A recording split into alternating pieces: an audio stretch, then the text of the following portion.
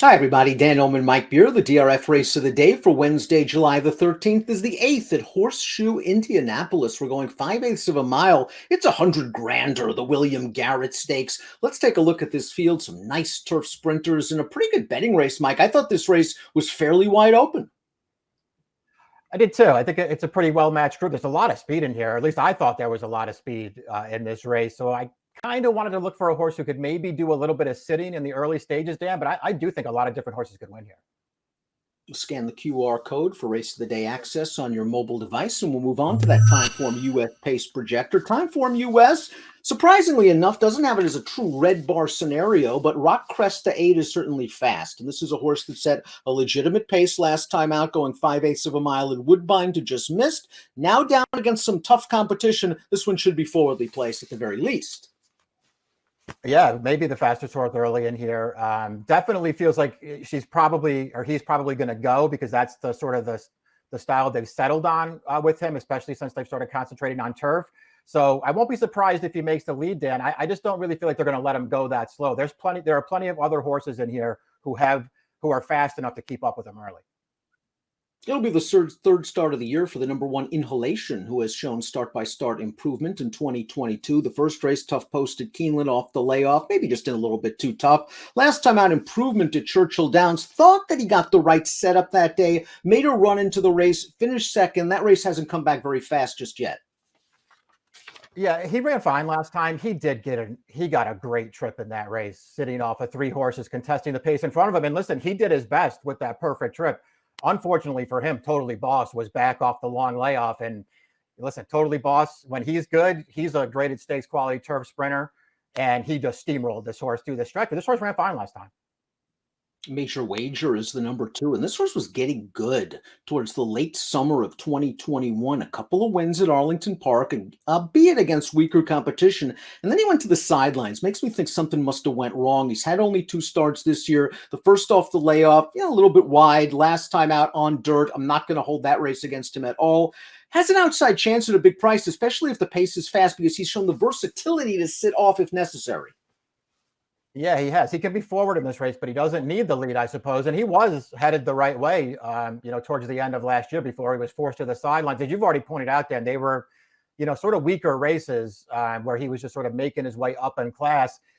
I'll give him a pass for the race off the left. He didn't run terribly in there. He just wasn't quite good enough off that layoff after doing some chasing, but it wasn't a terrible performance.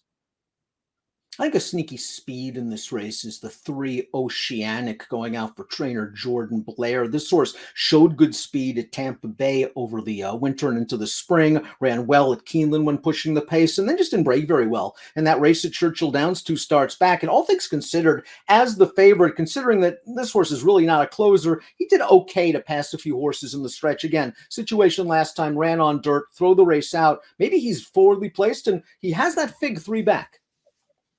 Yeah, I looked at him the same way. I think he is going to show more speed in this race. For whatever reason, he just had to steady a little bit at the start last time and wound up last. He didn't do, a ton of running after that. And he did have a setup in front of him. Again, that's the race where there were 3 of them contesting the pace around the turn. He just really didn't, make that much of an impression in there, but it's not the kind of trip that he wants to get. And he does have better back races. Thanks, Mr. Edson. The number 4 is a logical contender because he has a versatile running style as well. Here in black type, one was stakes placed in Southern California last year, stakes placed on synthetic. He has plenty of back class. And last time out, Mike, he got back to his preferred surface. He showed big speed at Churchill Downs, a nice professional performance, beating a couple of next out winners on dirt. Yeah, I like that effort for him just because, I don't think he's a horse who, they're sort of intent on using his speed all the time, but that was the right spot for him. He was supposed to run well. He was second off the layoff. And so they just decided to go with this horse and put him on the lead. And at the end of the day, he was just much the best in that race, fighting off some challenges and winning clear at the end with a good figure. He doesn't need the lead to be effective. He held his own with some really good turf sprinters in Southern California last year. This is a great spot for this horse. Number 5 is Charcoal, and this is a horse that won this race last year, and he won it very, very easily. Now, it was a much weaker addition, in my opinion, than in the field he's going to be facing in 2022, but he won that race very easily. Then I thought he had a little bit of trouble going 6.5, which might be a bit far for him at Kentucky Downs in his subsequent turf race. Like several of these, he has only 2 prior starts in 2022. The first one I thought was a good race off the layoff, considering the winner just shot right up the rail. He was wide most of the way, and he got tired at the end. And then last time out, he ran second to a nice horse, Just Might, in an off-turf race. I think he's slowly building fitness. Yeah, I think that's probably true. Third off the layoff now. Another one who can sit a little bit, and that's a good thing in this race. As you've already mentioned, Dan, when he won this race last year, and it's very clearly the best race he's ever run by quite a bit. Boy, it was a weaker field, and boy, did he get a perfect trip in that race, just sort of sitting off a big contested pace in that race. And then once he got clear in the stretch, he won easy. I wonder if he can get that kind of trip again, which is possible, but then I wonder if he could take advantage of it against a field like this, which is clearly tougher than that one. And it's also a much bigger field than last year. It was a short field. He was able to pick his way through in between horses at the top of the stretch. Big field here. He might have to overcome a little bit of traffic. Gray Attempt's just been a classy horse for a long time. He's earned over $500,000. He's a multiple stakes winner on dirt. Then he dropped into the claiming tags. And Chris Hartman just found a great spot for him last time out. Starter optional claiming race. The horse was 4-5 and sat off the pace, got to the outside, won by a neck, probably could have won by a little bit more. I think Mitchell Merle kind of measured it. I agree with you. It just feels like he wanted under strong handling in there. He did come with a really good finish into that race, and it set up for him. They went fast in front. He came down the outside, and I liked that performance from him. Just seems like a really, really smart and good claim by Chris Hartman, Dan. 4 for 7. They decided to make him a turf sprinter. He's 4 for 7 since they've decided to do that, and he's got plenty of figures to make him a contender. Field Day is the number 7. This horse showed some ability last year. Was a stakes winner sprinting at Churchill Downs. Got back into the winner's circle last time out at Horseshoe, Indianapolis on May the 17th. Now let's watch this race. This is the race where Charcoal was returning off of the layoff. You see him 3 off the rail. He was chasing 3 wide. Field Day just had a beautiful pocket trip. The rail opened up, and Pedroza Jr. just shot right on through. Great trip for Field Day, but he finished it off. And you see Charcoal maybe feeling the effects of that layoff, the last 16th of a mile flattening out. Yeah, he got a little tired there. The runner-up runs a pretty good race, actually, to be gaining ground at the end. But Field Day just had way too good a trip in there. Let a long shot go, sat behind him, came right through on the inside. Good performance. I feel like in some ways you could say he might be the horse to beat in here, Dan.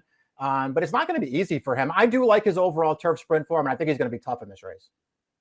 Rock Crest is the expected speed according to Timeform US. Now, he is 0 for 9 lifetime on turf, but he's run well on the surface this race. His most recent start proves that. Let's watch that effort on June the 5th. He went a legitimate pace going 5/8. You see him on the outside battling out, 21-2, 43-4 for the half. He's only going to get beat a neck here into legitimate 91 buyer speed figure. My concern is the race hasn't come back very strong. 5 next out runners, none hit the board. Best buyer only an 81. Yeah, he runs well in here. And it is, listen, it's a good horse that winds up running him down right at the end, turned aside. He can be a little spotty, that horse, but when he's right, he's pretty good. I can't really knock this horse's form, Dan. 4 straight races, buyers between 91 and 93. He's got good speed. This feels like the right kind of race for him. I didn't really want him as the morning line favorite, but he could win. Another horse going third off the layoff is the 9, Mark of the Z, who was the beaten favorite in this race last year when he showed a lot of speed to finish second. Now, his most recent race, he came from off of it a bit. This is a stake at Canterbury last month, and we see him, he's down towards the inside as we turn into the stretch. He's going to continue grinding it out to run third. Another horse certainly capable of improvement in his third start back. He's run well here, 10 lifetime wins. A horse at a price that you might want to consider if all of a sudden these stalking tactics, he likes them. Yeah, true enough. And he's won without the lead in the past. So I think it's certainly something to consider with this horse. When he got beaten this race last year as the favorite, I mean, he kind of just took the worst of it there, having to duel the pace around the turn while the winner Charcoal just sat off him. Keeping it classy, one last time out on dirt at Horseshoe, Indianapolis. And that's really been his surface for most of his career. All 6 lifetime wins have come on dirt. He's only raced twice on turf, one of them going a mile at the fairground. So maybe he's not exposed on the surface, but he just catches a tough feel for the return to the grass. Yeah, I don't know what you're going to get from him. It's interesting because the last time they ran him on turf was in this race last year that we've already talked about a couple of times. He's actually the one who sort of set the race up for Charcoal and collapsed it because he made this big 3-wide run on the turn to go up and force that pace. And then he got really tired through the stretch. But, you know, it's sort of a deceptively good performance in that spot. I wonder what he can do here. I threw him in the mix just because I feel like he's a real wild card and he's going to be a price. Completing the field of Spirit Animal is an old Chad Brown horse that we saw run in some graded stakes races in New York. Chad would try to send him out to Southern California to make hay without much success, and then he finally had enough. He dropped him in for 25. He was claimed. He hasn't won since. I think these are the kind of races that are probably good for him. Outside post, maybe not in the best form, 20-1 on the morning line. I don't want to knock him too much, but it just seems like he's found a tough spot. Yeah, I mean, maybe the race was set up for him. It seems like there's enough speed for that to happen. I don't know how much of a sprinter he is, Dan. When Chad had him, they never really went short with him. His last 2 starts have come sprinting. That last one on the turf, I don't know. He really didn't do any running in there. He got a good trip. He saved a lot of ground. He just didn't really do that much. Before we get to our top selections, please click the subscribe button on the Daily Racing Form YouTube channel for all the latest DRFTV video offerings. It's opening week at Saratoga. Top pick time, wide open race at Horseshoe, Indianapolis on Wednesday. I'm going to go with the defending champ Charcoal. I'm hoping he goes off at a little bit of a price, maybe between 6 and 8-1. I think he's tactical enough. I think his third start back, he's going to be fit. He didn't have the trip. Certainly the winner had 2 starts back, and his race on dirt was promising enough. Yeah, true enough. I'm going to take thanks Mr. Edison off of the win last time. I don't think they're going to ride him that aggressively this time, but they don't have to.